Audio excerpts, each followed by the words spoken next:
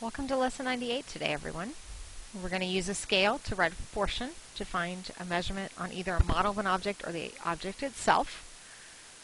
We're going to use scale factor in a proportion, might shorten up some of the methods that we've been using this year. And we're going to use scale factor to solve a proportion. We're going to talk about some of the vocabulary here. Scale models and their actual size counterparts are actually similar figures. We know that similar figures from the past are shapes that are the same shape but not the same sizes. If they are similar, however, we can use proportions to find the missing dimensions in problems. So solving our proportions and using those with scale factors will become very important in today's lesson. Let's take a look at this first one. Talking about model of an airplane was built at a scale of 1 to 24. If the wingspan of the model is 18 inches, the wingspan of the actual airplane is how many feet? Well, let's start out with a ratio box here.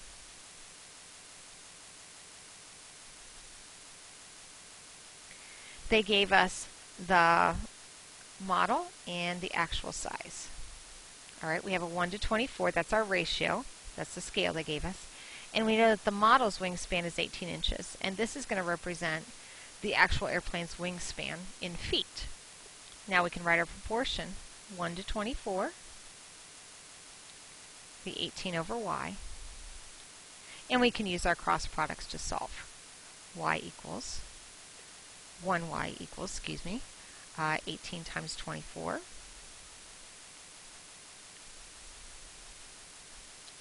and y equals 432 feet. That fills in the proportion, and it would be 24 times larger than what the model's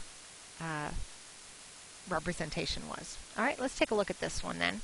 I have made a graph here of a scale of a model rocket and its actual size. You can see the inches are on the side, and the actual size is in feet along the x-axis. Notice that the points form a line. We've got, for example, if the actual part of the rocket is 10 feet, then the model would be 1 inch for that same part. Let's go all the way over to the end of what I've got so far here, and if the actual size is 80 feet of the actual rocket, then if you were drawing part of the model, it would be 8 inches.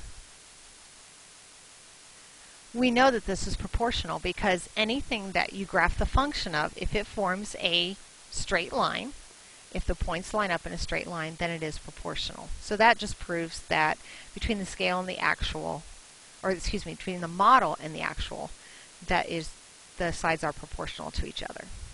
All right, now, if you make a model with a scale of 3 to 1, and this is saying that the units are 3 to 1, the same unit, would the model be larger or smaller than the original object? Well, it would be larger because 3 units of the model would equal 1 unit of the original. Okay, if they were the same units, that definitely would make the actual object smaller. Now, I wanted you to think about it. Can you think of a time when you would make a model that was actually larger than the actual object? As I was pondering that question, I thought about, I bet there was been some time in science that you've had to draw a model of a cell. Well, obviously, if you're drawing a model of a cell on a piece of paper, it's larger than the actual cell because you can't see a cell without a microscope. So that's just one example of a time when the model of something would actually be larger than the actual object itself. So just a little food for thought there. All right, let's take a look then at another example here. Sophia is molding a model of car from clay. The scale model is 1 to 36. If the height of the car is 4 feet 6 inches, what should be the height of the model in inches? Well, let's set up our ratio box here. Let me get a pen. Here we go.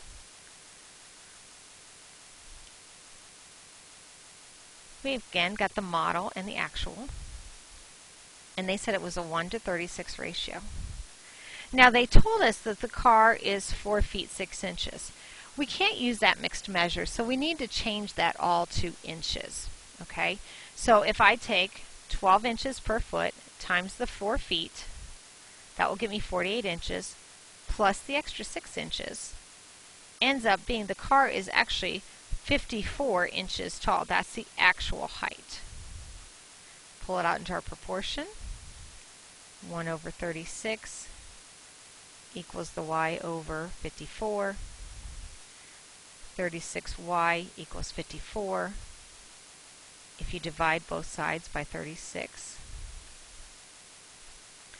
y ends up being 1.5.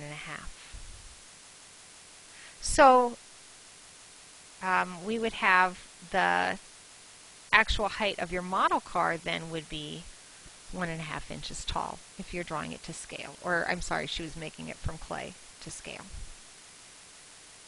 Alright, let's take a look then at how scale factor can sometimes help us solve proportions. Up to this point this year, we have pretty much used cross product to solve our proportions. But sometimes you can very easily see how you can get from the left side of a proportion to the right side by multiplying it by the scale factor. Well, to get from 3 to 15, you would multiply by 5. So we would say that is a scale factor of 5. And of course, if you take then on the bottom the 7 times 5, we think that n equals 35. Now, let's check it just to confirm that this works. We're going to check it with the cross product. So we've got 3n equals 15 times 7. 3n equals 105. That means n equals 35. And that confirmed that if you can figure out the scale factor going from one side of a proportion to the other, then you can multiply both parts by the scale factor, and that will give you any missing pieces. Alright, let's use scale factor here, talking about similar triangles. They said that these two triangles are similar. Calculate the scale factor from the smaller triangle to the larger triangle. Well, because we know that they're proportional, we know that 16, that's this one, over 20 on the larger one, equals, we'll use the hypotenuse here, 20 over 25.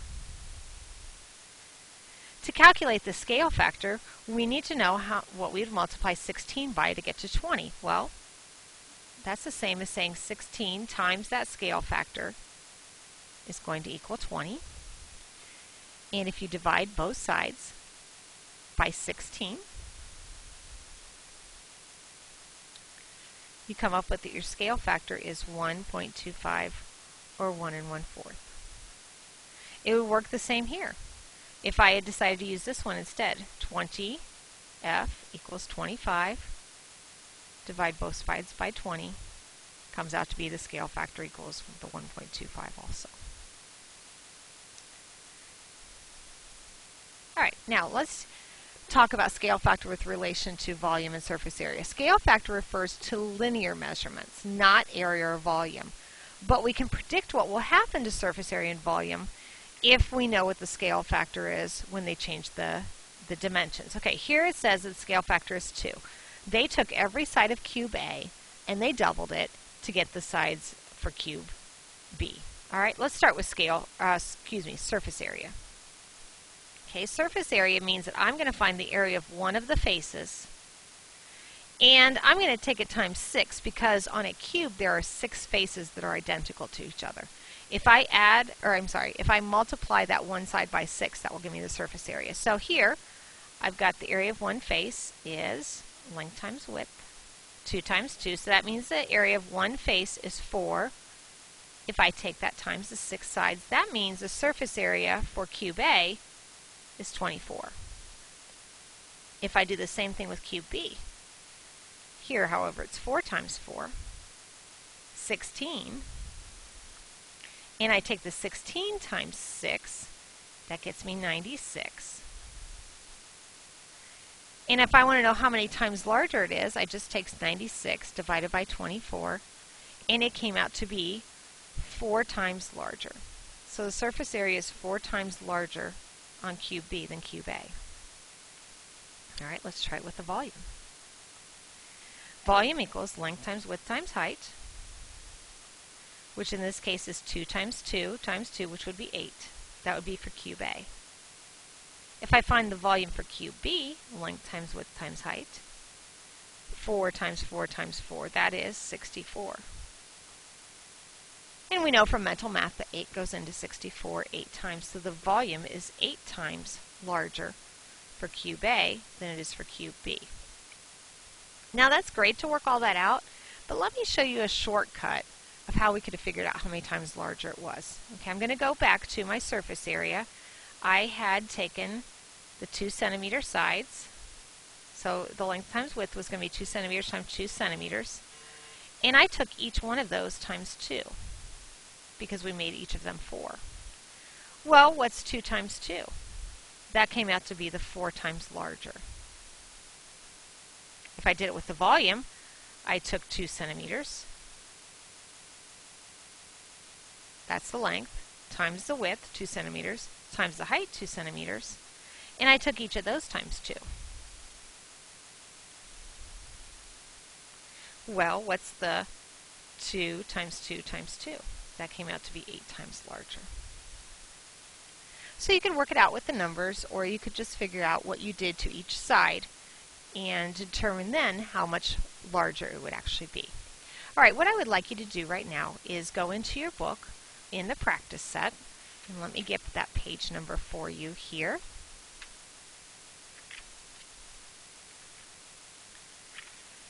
You will be on page 682. I would like you to do A, B, C, and letter E. So A, B, C, and letter E. And then come prepared to check those in class tomorrow.